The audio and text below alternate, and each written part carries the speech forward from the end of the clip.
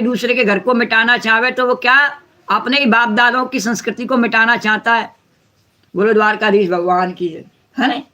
अरे जो राष्ट्रगान तक में गाया जाता है पंजाब सिंध गुजरात मराठा, और वो सिंध को पंजाब को कैसे मिटा देंगे हम? हमारा राष्ट्रगान भी अधूरा हो जाएगा, है ना। पर क्या है कि सत्य को जानते हुए भी और फिर अनजान बनते हैं, आंखों पर पट्टी मार लेते हैं। बोलो द्वारकाधीश भगवान की जय। और वैसे भी पाकिस्तान का अर्थ भी क्या होता है? भारत ही होता है।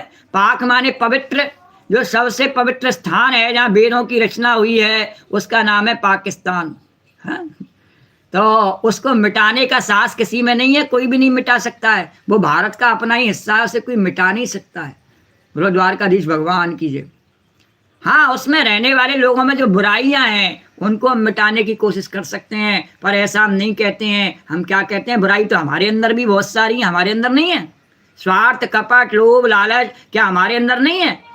बोले हमारे अंदर भी बहुत है, पर अभी कहा नहीं, अपने अंदर देखते नहीं है। इंसान इंसान को मारने के लिए, अपने तुच्छ स्वार्थ को पूरा करने के लिए इंसान इंसान को मारना चाहता है। जबकि हमारा मत क्या है कि इंसान का इंसान से वो भाईचारा। राम और लक्ष्मण क्या मत प्रधान वो करते हैं, किस मत का प्रचार करते हैं? इंसान का इंसान से वो भाईचारा। कृष्ण और बलराम किस मत का प्रचार करते हैं? इंसान का इंसान से वो भाईचारा, है नहीं।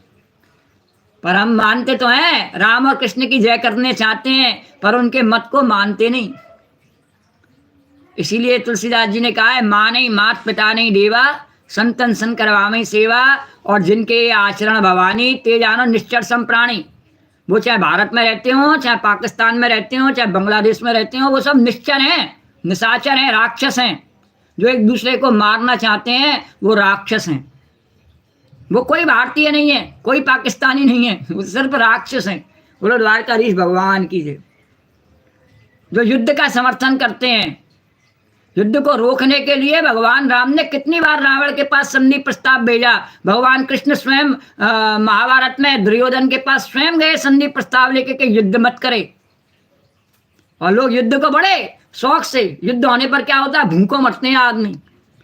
अनेकों जो है माताएं जो है नहीं अपने पुत्रों का बलिदान कर देती हैं, अनेकों पत्नियां विधवा हो जाती हैं, घर के बच्चे जो है नहीं अनाथ हो जाते हैं, और युद्ध का समर्थन बड़े शौक से करते हैं। और टीवी पर, आज के युग में टीवी पर, फोन पर बड़े शौक से उसको देखते हैं। ओ हो, कितना उसमें अच्छा लगता है उनको। अब उनसे के उनके घर में ऐसा हो जावे तो फिर क्या करें? घर में आपस में लड़ाई हो जावे, एक भाई की दूसरे भाई से, और सबके में होती है इसीलिए क्योंकि उसका समर्थन करते हैं।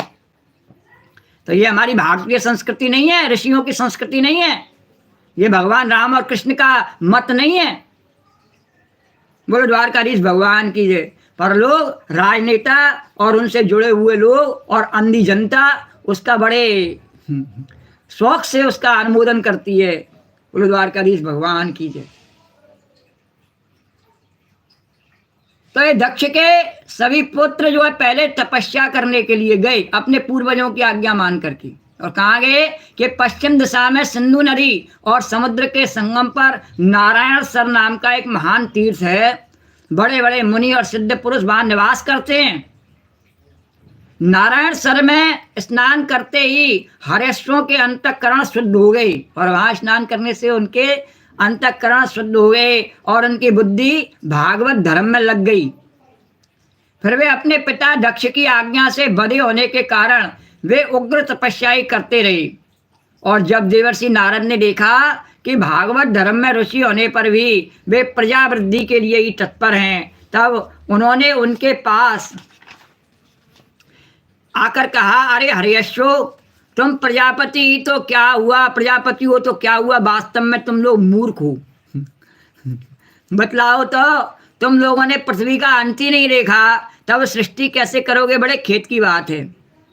उवाच चाच हर्यस्व कथम स्रक्षथ वै प्रजा और दृष्टांत भुभूयूयम और बालिसाम बत पालका तथैका पुरसम्राष्टम बिलम चा दृष्टि निर्गमम बहुरूपाम स्त्रियम चापि और पुमांसम पुंश्चले पतिम नरेम भयतो वाहम पच्च पश्चाद्भुतम ग्रहम कच्चिद्धसम चित्रकथम क्षौरपव्यम स्वयं भ्रमिम कथम स्वपदुरारेशम अविद्वांसो विपश्चिता